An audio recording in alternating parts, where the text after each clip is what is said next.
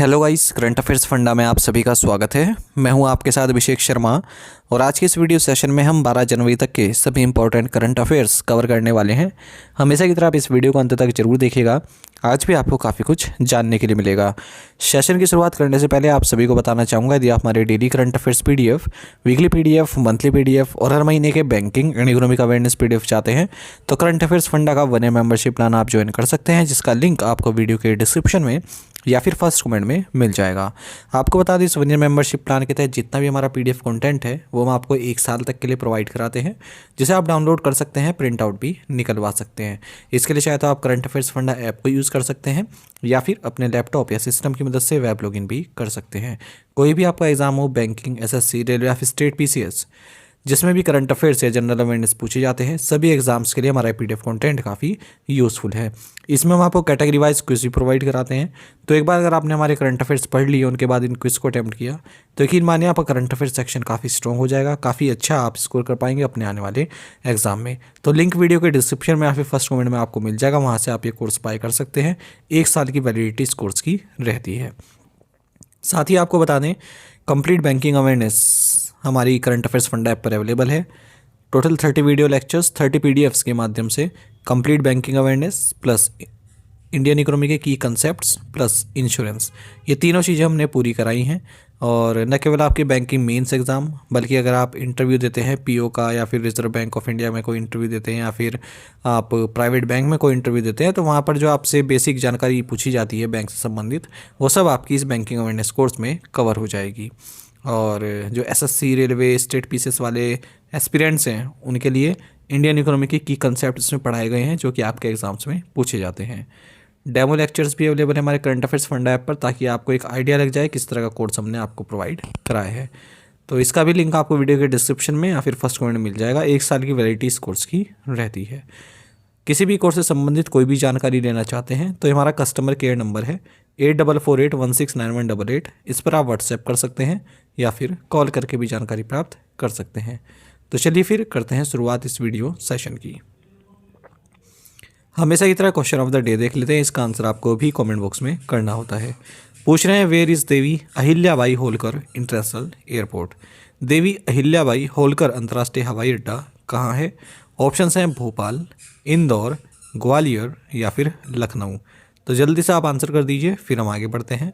और इसी तरह के क्वेश्चन यदि आप प्रैक्टिस करना चाहते हैं तो हमें टेलीग्राम पर जरूर ज्वाइन करें। करंट अफेयर्स फंडा नाम से हमारा टेलीग्राम चैनल है।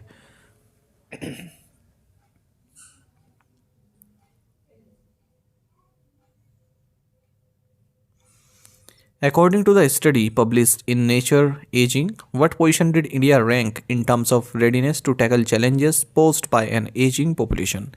नेचर एजिंग में प्रकाशित अध्ययन के अनुसार बढ़ती उम्र की आबादी से उत्पन्न चुनौतियों से निपटने की तैयारी के मामले में भारत किस स्थान पर है? ऑप्शंस आपके सामने हैं।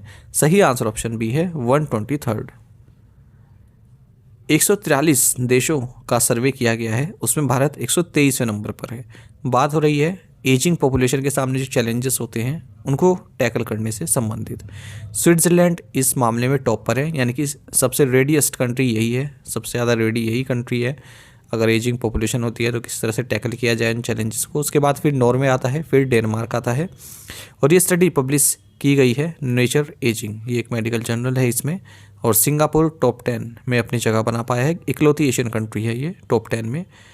भारत जो कि फ़िलहाल यंगेस्ट नेशन है पूरे वर्ल्ड में, क्योंकि 50% से ज़्यादा पॉपुलेशन 25 की एज से कम है, 65% से ज़्यादा पॉपुलेशन 35 की एज से कम है।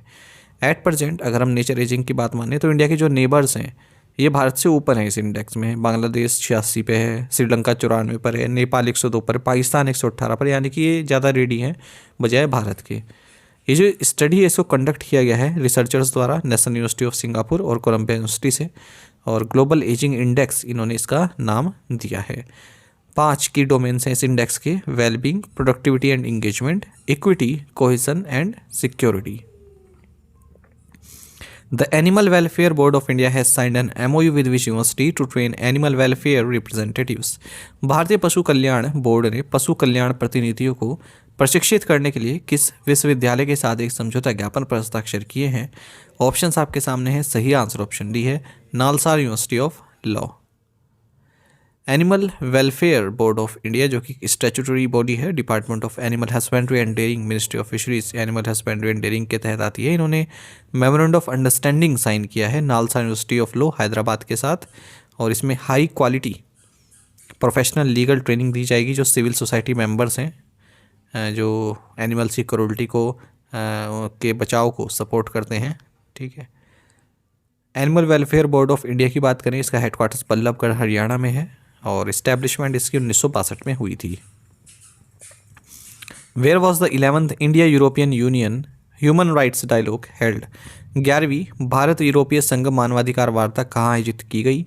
सही आंसर ऑप्शन डी है न्यू दिल्ली।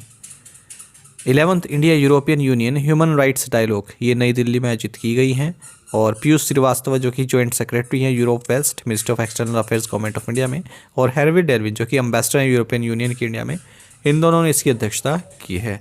इसी तरह का करंट अफेयर एक और देख लेते हैं। पहली इंडिया मलेशिया सिक्योरिटी डायलॉग जिसकी अध्यक्षता अजीत डोवाल जो कि नेशनल सिक्योरिटी एडवाइज़र हैं प्राइम मिनिस्टर ऑफ इंडिया के, और राजा दातो नुसीरवान बिन जैनल अब्दीन जो कि director general national security council of Malaysia के। तो इन दोनों के बीच में डायलॉग हुआ है नई दिल्ली में। What is the amount of monetary penalty imposed by the Reserve Bank of India on Indian School Finance Company Private Limited, Telangana? भारतीय रिजर्व बैंक द्वारा Indian school finance company private limited Telangana पर कितना जुर्माना लगाया गया? सही आंसर ऑप्शन ए है 50,000 rupees. Reserve bank of India ने 50,000 रुपये की मॉनेटरी पेनल्टी लगाई है Indian school finance company limited Telangana पर, क्योंकि इन्होंने आरबीआई के जो डायरेक्शंस हैं managing risk and code of conduct in outsourcing of financial services by NBFCs इनका अनुपालन नहीं किया है। रिजर्व बैंक ऑफ इंडिया ने 8.30 लाख रुपए की मॉनेटरी पेनल्टी लगाई है कॉस्मोस कोऑपरेटिव बैंक लिमिटेड पर भी। The new Jammu railway division is India's which number division? नया जम्मू रेलवे डिवीजन भारत का कौन सा डिवीजन है? सही आंसर ऑप्शन भी है 70th डिवीजन। हाल ही में प्राइम मिनिस्टर नरेंद्र मोदी ने वर्चुअली नया जम्मू रेलवे डिवीज़न इनोग्रेट किया है जो कि इंडिया का 70th डिवीज़न है। इसको फिरोजपुर डिवीज़न से कार्व आउट किया गया है। 742 किलोमीटर कवर करता है ये। साथ ही 6th डिवीज़न है नदर्न रेलवेज के तहत अम्बाला, दिल्ली, लखनऊ, मुरादाबाद, फिरोजपुर के बाद। साथ ही इन्होंने चेरलापल्ली टर्मिनल स्टेशन तेलंगाना को इनोग्रेट किया है और रायगढ़ रेलवे डिवीज़न बिल्डिंग की आधारशिला भी रखी है उड़ीसा में। इंडियन रेलवेज में अब 17 जोन है और 70 डिवीजन है। What is the name of the transaction banking platform launched by federal bank? Federal bank द्वारा लॉन्च की गई ट्रांजैक्शन बैंकिंग प्लेटफॉर्म का नाम क्या है? सही आंसर ऑप्शन सी है फेड1।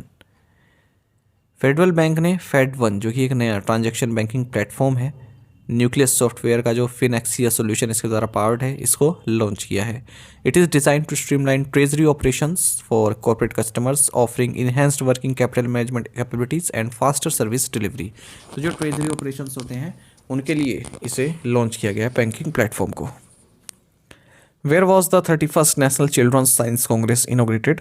31वीं राष्ट्रीय बाल विज्ञान कांग्रेस का उद्घाटन कहाँ किया गया? सही आंसर ऑप्शन बी है भोपाल। मध्य प्रदेश के चीफ मिनिस्टर मोहन यादव ने 31st national children's science Congress को इनोग्रेट किया है रविंद्र भवन भोपाल मध्य प्रदेश में। साथ ही चीफ मिनिस्टर ने जो वराहमीर एस्ट्रोनॉमिकल ऑब्जर्वेटरी है उसका ऑटोमेशन को भी इनोग्रेट किया है। घर बैठे ही लोग जो है ऑब्जर्वेटरी टेलीस्कोप को यूज़ कर सकते हैं। नेशनल चिल्ड्रंस साइंस कांग्रेस इसको ऑर्गेनाइज किया जाता है national council for science and technology communication के द्वारा।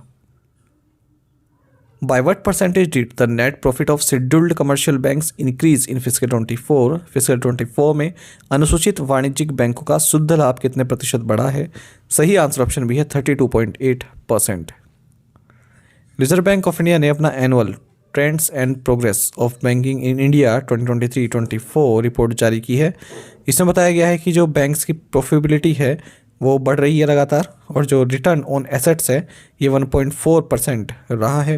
रिटर्न ऑन इक्विटी 14.6% रहा है फिस्कल 24 में और ये 6th कॉन्जिक्यूटिव ईयर है जहाँ पर प्रॉफिट में ग्रोथ देखने के लिए मिली है।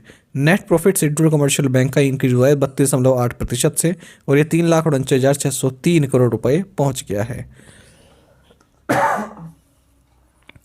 जो अनसिक्योर्ड लोन है शेड्यूल्ड कमर्शियल बैंक में तो जो ये टोटल क्रेडिट है ये 25.5% बढ़ा है मार्च 2023 में और मार्च 2024 में 25.3% डिक्लाइन हुआ है।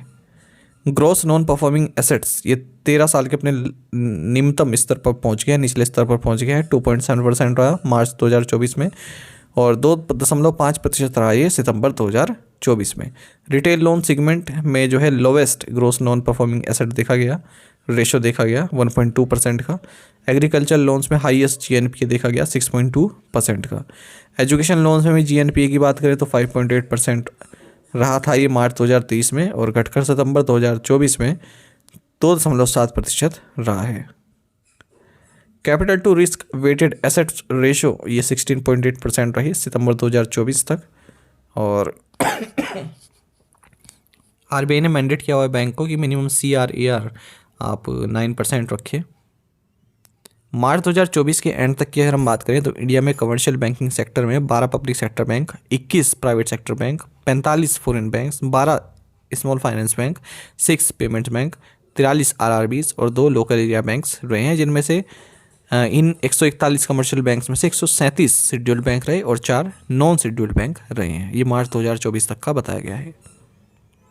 Which traditional music form from Bosnia and Herzegovina was included in UNESCO's National Inventory of Intangible Cultural Heritage?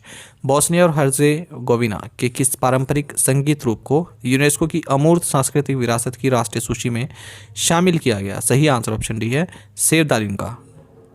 सेवदालिंका जो कि एक एंशियंट फॉर्म है लव सॉन्ग की बॉस्निया हर्जेगोविना से, इसे यूनेस्को की national inventory of intangible culture heritage में शामिल किया गया है। जो ये सेवदालिंका है इसको बल्कान ब्लूज भी बोलते हैं। ये एक मेलांचोलिक अर्बन लव सॉन्ग है और 16वीं सेंचुरी से बिलोंग करती है। ऑटोमन एम्पायर का एक म्यूजिक आप इसको कह सकते हैं। What is the name of Maharashtra first made in India surgical robot? Maharashtra के पहले भारत निर्मित सर्जिकल रोबोट का नाम क्या है? सही आंसर ऑप्शन सी है SSI Mantra 3। Pune based Noble hospitals and research centre ने महाराष्ट्र का first made in India surgical robot install किया है। सर्जरी ऑपरेशंस के लिए इसको यूज़ में लाया जाएगा। इसका नाम है SSI मंत्रा 3 रोबोटिक सिस्टम। 5 इसमें लीन रोबोटिक आर्म्स है। 3D SD हेडसेट है बेटर ऑप्टिक्स के लिए, सर्जन्स के लिए। 3D 4K इमेजिंग को ये सपोर्ट करता है। टू द पॉइंट क्वेश्चन और उनके आंसर्स देख लेते हैं। Which insurer launch the sustainable wealth 50 index fund Axis Max Life insurance limited? Who will take over as 11th chairman of ISRO on January 14? V Narayanan. What is India's rank among the world's largest smartphone exporters? Third, President Draupadi Murmu awarded the Pravasi Bharatiya Samman Awards 2025 to how many people? 27. How many states and union territories have been categorized as achievers in the Logistics Index Chart 2024 according to report released by Commerce and Industry Ministry? Answer is 13. आप में से कई aspirants ने बिल्कुल सही answer किया है। इसी तरह से पार्टिसिपेट करते रहिए। चलिए आज के असाइनमेंट क्वेश्चन देख लेते हैं। इनका आंसर आपको अभी कमेंट बॉक्स में करना है। Where is Takanakuy festival celebrated? Where is कागया डांस फेस्टिवल सेलिब्रेटेड? ये सब चर्चा में रहे हैं। Himachal Pradesh institute of public administration will be renamed in honour of which former prime minister? Covering over 1000 kilometre across 11 states and 23 cities, India has become home to dash largest metro network in the world. आपको बताना है second largest, third largest, fourth largest, इस तरह से। Prime minister citizen assistance and relief in emergency situation fund PM cares fund received rupees dash crore in contribution during the financial 2022-23। इन पांचों questions के answer आपको comment box में करने हैं। यदि एक क्वेश्चन का आंसर भी आता है तो भी आप हमें कमेंट बॉक्स में अवश्य बताइएगा। ज़्यादा से ज़्यादा संख्या में पार्टिसिपेट करने की आप कोशिश किया कीजिए। साथ ही हमें टेलीग्राम पर जरूर ज्वाइन करें। करंट अफेयर्स फंडा नाम से हमारा टेलीग्राम चैनल है। Thank you guys.